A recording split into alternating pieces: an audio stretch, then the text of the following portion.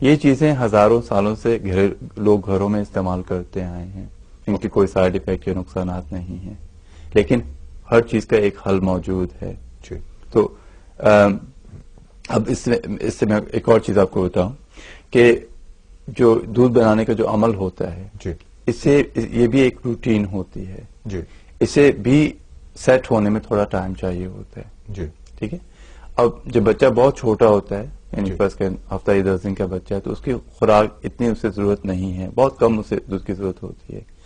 جیسے آپ اسے فیڈ کرتے جائیں گے، جیسے بچے کی ڈیمانڈ بڑھے گی، اس کی مناسبت سے آپ کی جو سپلائی ہے وہ بڑھے گی. یہ ایک قدرتی عمل ہے. باڈی جو وہ سینس کرتی ہے کہ بچے کو کتنی ضرورت ہے اور اس کے مطابق جو وہ دودھ بنتا ہے. میرا جو بھائی ناظرین پروگرام دیکھ رہے ہیں، میرا آپ کو جو ہے یہ مشورہ ہوگا کہ آپ پورا تہیہ کر لیں کہ آپ نے بچوں کو فیڈ کرنا ہے. ہمت نہ ہاریں، ایک روٹین بنائیں، ہر 2 یا 3 گھنٹے کے بعد بچوں کو فیڈ کریں. جیسے آپ کی باڈی سینس کرے گی کہ دودھ کی زیادہ ضرورت ہے تو آہستہ آہستہ دودھ جو زیادہ بڑھنا شروع ہو جائے گا. جیسے بچہ بڑا ہوگا اس کی ڈیمانڈ بڑھے گی، اس کی مناسبت سے سپلائی جو ہے وہ بڑھے گی. تو کسی بھی صورت میں جو ہے ہمت نہ ہاریں اور مستقل مزاجی ہاں کم از کم 4-6 ہفتے اگر آپ کرتے رہیں تو آپ کی باڈی جو اس کے مطابق جو ہے آپ کو جو سپورٹ کرے گی. بڑی خوبصورت باتیں کہیں. اور جو ہمارے ویورز ہیں ان کے لیے وہ یہ ہے کہ آفیشیلی ہمیں ایک فریز بھی ہمیں آپ تک پہنچانا ہے، وہ یہ کہ اپنے جو آپ کا جو جی پی ہے، جو آپ کے جو فیملی ڈاکٹر ہیں، ان کی میڈیسن اگر آپ لے رہے ہیں تو میڈیسن جاری رکھیے. اور جو حکیم صاحب، پہلے تو ہم نے کوئی میڈیسن ایسی کوئی ہم نے بتائی ہی نہیں ہے. جو میڈیسنس ہیں وہ یقیناً آپ کمپلیمنٹری طور پہ آپ لے سکتے ہیں. یہ میڈیسنس بھی آپ لے سکتے ہیں. ہم یہ نہیں کہہ رہے کہ آپ ان میڈیسنس کو روک دیجیے. میں تھوڑی سی اس میں وضاحت کر دوں ناظرین جو پروگرام دیکھ رہے ہیں. یہ تو کیا کہتے ہیں وضاحت آج آپ کر رہے ہیں، لیکن میں نے اکثر کہا ہے کہ جب مریض ہمارے پاس آتے ہیں سرجری میں، پریکٹیکل ہم بات کر رہے ہیں، تو تمام جو ادویات وہ یوز کر رہے ہیں وہ لے کے آتے ہیں. ٹھیک. ناظرین یہ یاد رکھیں کہ جو لوگ یہاں پہ کوالیفائڈ ہیں، ہماری جو پریکٹس ہمارا سلیبس ہوتا ہے اس میں پریکٹس مینجمنٹ ہوتی ہے، جو ڈائگنوسس ہوتی ہے، ہمیں اس میں یہ بھی دیکھنا پڑتا ہے کہ جو جی پی ہے وہ کون سی میڈیسن مریض کو دے رہا ہے. ہمیں یہ بھی معلوم ہونا چاہیے کہ وہ ادویات جو وہ کیا کرتی ہیں، ان کا کیا فوائد ہیں، وہ کیوں دی جا رہی ہیں.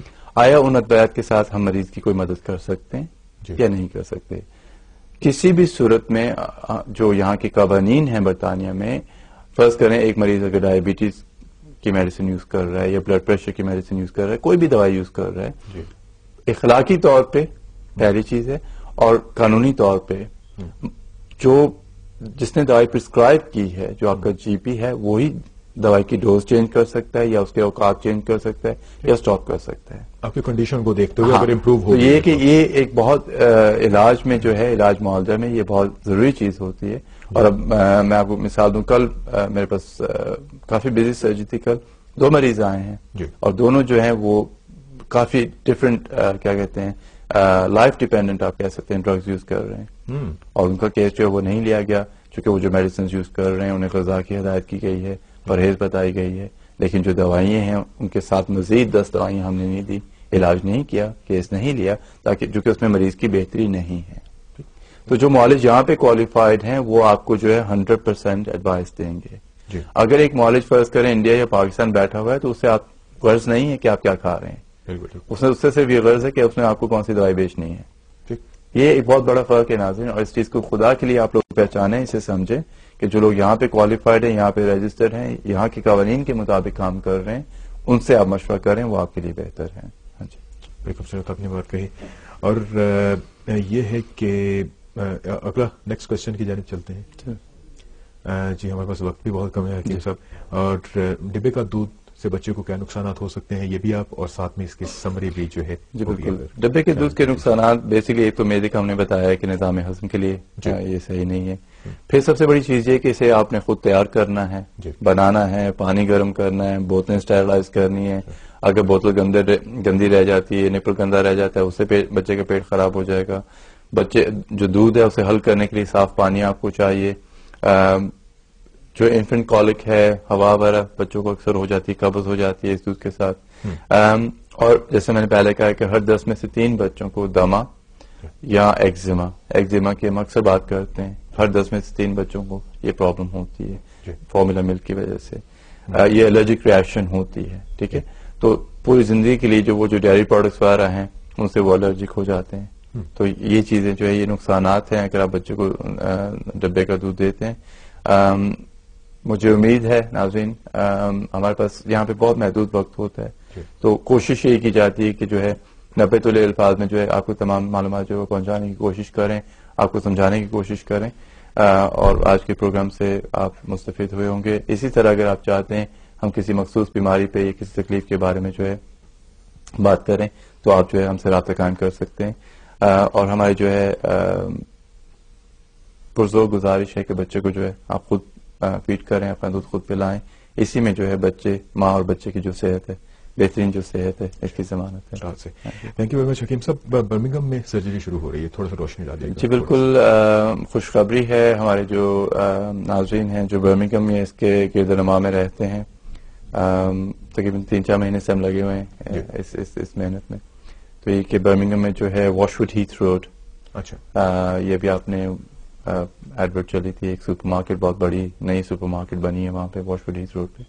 تو اس سے تقریباً نزدیک ہے, تقریباً 500-600 قدم ہے وہاں سے. تو واش وڈ ہیتھ روڈ پہ جو ہے ناظرین خوشخبری اگر آپ برمنگھم یا اس کے گرد نواح میں رہتے ہیں تو ہم آپ کی اتنے عرصے سے ڈیمانڈ تھی, تو اسے مد نظر رکھتے ہوئے ہم نے جو سرجری شروع کر رہے ہیں انشاءاللہ 1 نومبر سیٹرڈے 1 نومبر کو جو ہے یہ سرجری ہم شروع کر رہے ہیں. اپوائنٹمنٹس جو ہیں بائی اپوائنٹمنٹ اونلی ہوگی, تو صرف آپ اپوائنٹمنٹ کے ذریعے آپ دیکھ سکتے ہیں. اپوائنٹمنٹس جو ہیں وہ بک ہو رہی ہیں. آپ بیرپور کے جو ہیڈ آفس ہے وہاں پہ فون کریں, اپنی ڈیٹیلز جو وہ چھوڑیں, اور یہ کہ ہم آپ کو کال بیک کریں گے. اگر آپ نے آلریڈی اپنی ڈیٹیلز جو ہمیں دی ہوئی ہیں آپ بالکل گھبرائیں نہ, انشاءاللہ جو ہے first come first serve basis پہ جو ہے آپ کو جو اپوائنٹمنٹ ملے گی. تو واش وڈ ہیتھ روڈ وارڈن جو لائبریری ہے اس کے بالکل نزدیک ہیں ہم, اور یہ کہ یہ 1 نومبر کو انشاءاللہ تعالی جو ہے برمنگھم میں سرجری جو ہے سیٹرڈے والے دن جو ہے شروع ہو رہی ہے. اور اگر آپ اپوائنٹمنٹ چاہتے ہیں, آپ ملنا چاہتے ہیں, اس میں ہمارے حکیم قیوم مرزا صاحب جو ہیں وہ لندن سے اسپیشلی آیا کریں گے مریض دیکھنے کے لیے.